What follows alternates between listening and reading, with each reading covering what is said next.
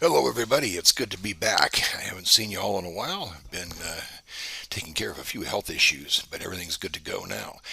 Um, Today, we're going to be talking about the video I had promised earlier. Very creepy video, a very disturbing story.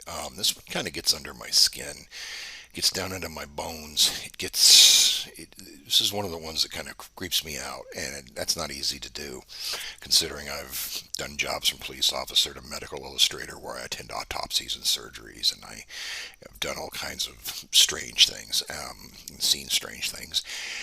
But this one is not a story that happened to me, thank God. This is a story that, well, it didn't happen to me, thank God, but this is a story that unfortunately happened to somebody else and to a different family, and that's what we're going to talk about today.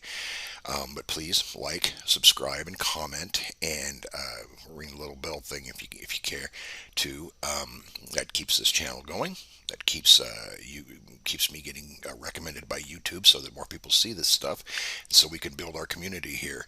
I'm trying to build you, the audience that wants me, and I want the audience that wants me too. So we're building our audience, we're building our community. Okay, enough of that.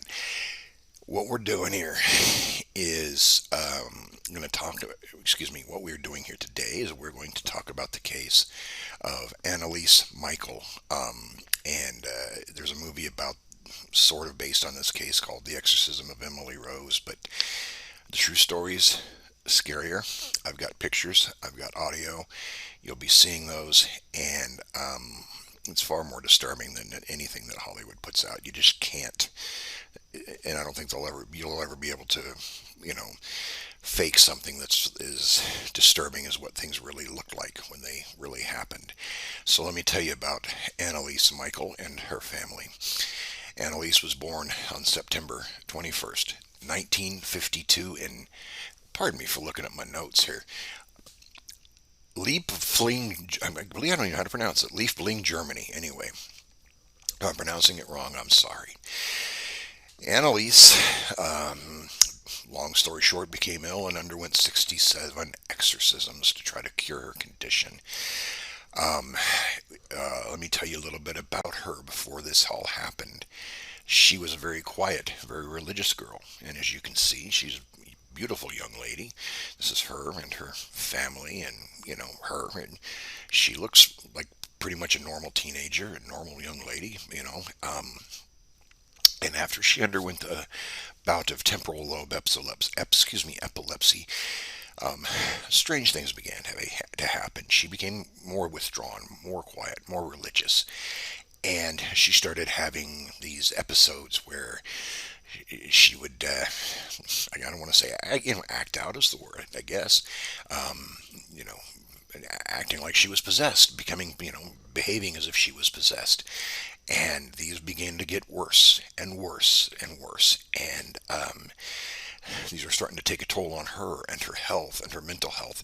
She'd go into these spells where she was, claiming to be possessed by people such as Judas Iscariot, Nero, the Roman emperor, Cain from Cain and Abel in the Bible, Lucifer himself, and even Hitler.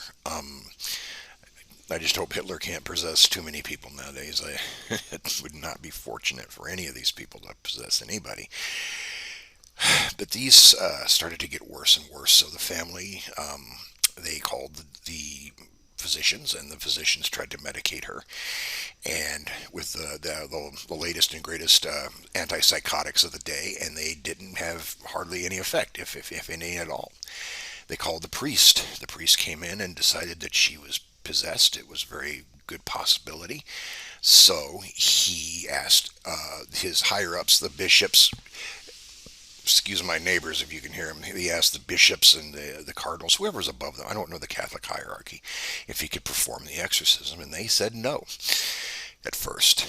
And so they didn't proceed that way yet. Finally, he asked again, and that started out this chain of 67 exorcisms. And basically, they would go through the Roman ritual, the Roman rite, and try to get get these things out of her. And I believe that probably the reason they refused the first time is she didn't exhibit some of the things they look for, the Catholics look for in a genuine exorcism. And some of those things are being able to speak in other languages you shouldn't know, like, maybe Anneliese could speak Chinese, or she could speak Latin, or she could speak some other strange language she wasn't supposed to know.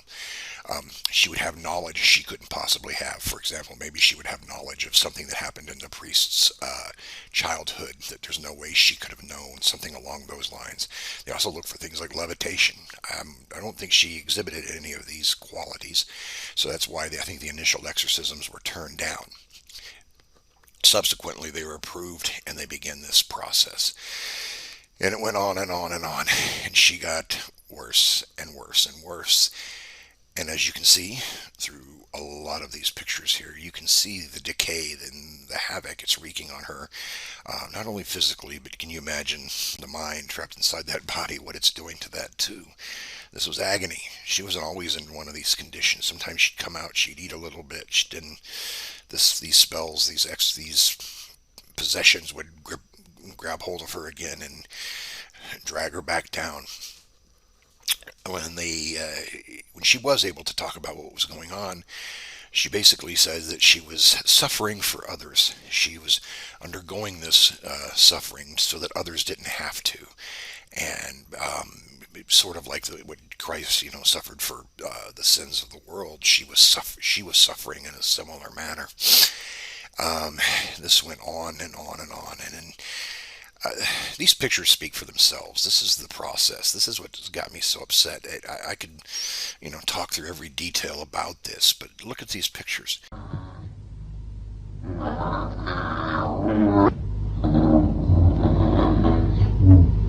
Es dauert nämlich nicht mehr lang. Jetzt kommt das Strafgericht. Nicht mehr lang. Not veröffentlicht. Nee. Ja.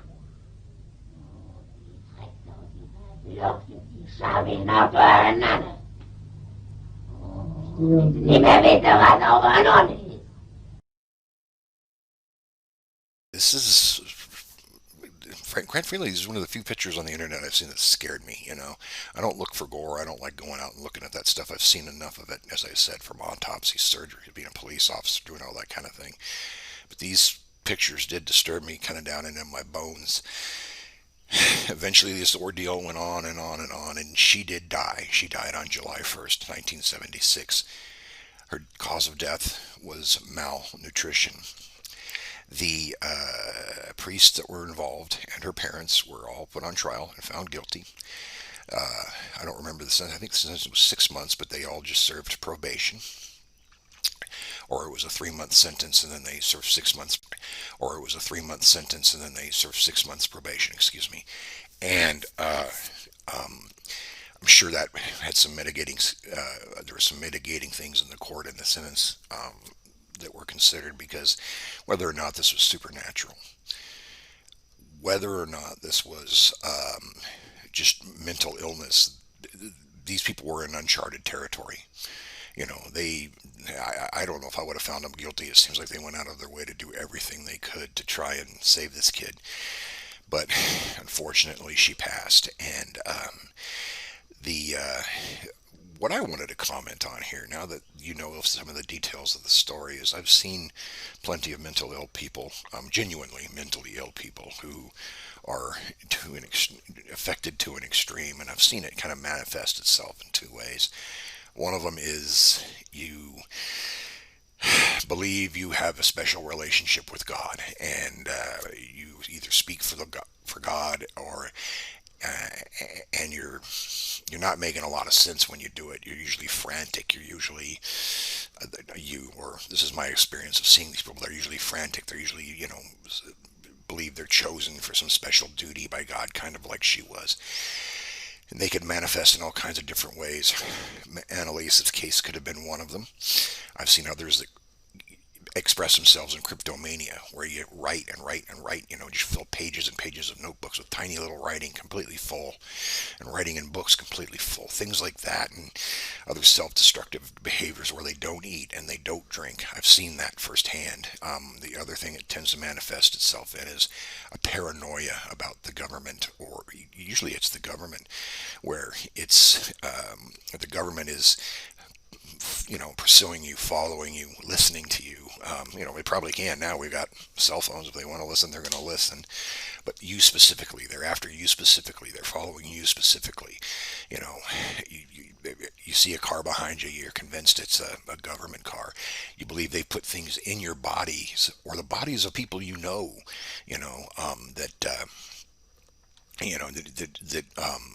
affect them, their behaviors that allow them to affect you in some way. I even heard a clip once of a guy talking about he believed that the government, he was genuinely insane and got locked up, that the government had implanted devices into female reproductive parts of the, I say uterus. I'm not going to be graphic, but I mean the uterus, that implanted machinery in the uterus to make them to be able to listen to him or something along those lines. But this is his full delusion, and he's standing on the side of the road explaining this to the cops, and he's got this 1,000-yard stare in his eye while he's feverishly explaining this to them. This is what mental illness can look like. Now, as far as the supernatural aspect of it, I don't think I've ever run into anybody who's ever been truly possessed, and I don't ever want to. I believe it's possible that could happen to somebody, that these things could be real. I don't have evidence of it, but some people claim they do. But it's something that's kind of haunted people back and forth for all over human history, and some people will contend that it's mental illness. Some people will contend that it's supernatural influence, or maybe both. But I wanted to relate this case to you, and I wanted to show you these pictures, and I wanted you to hear the audio, and so that now that you have an understanding of why this was so scary, and why this was so disturbing to me. And anyway, thank you again. I appreciate you listening, and I'll have some more videos soon. And it's good to be back in the saddle, and we will see you soon. Take care.